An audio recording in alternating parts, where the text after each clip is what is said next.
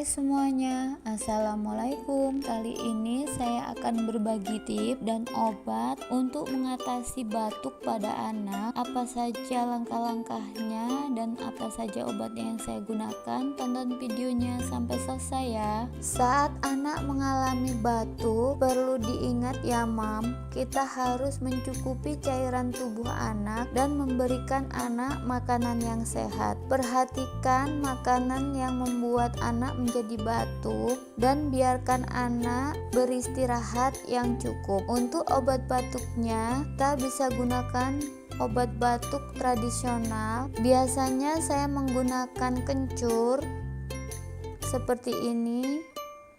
Kita ambil kencur secukupnya, lalu cuci bersih kencur. Setelah kita cuci bersih seperti ini, selanjutnya kita parut kencur.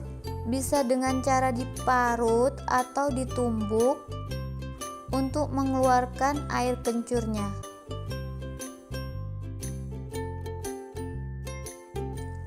Setelah air kencur kita saring, kita tambahkan madu. Di sini saya tambahkan setengah sendok madu. Aduk merata, obat batuknya siap digunakan.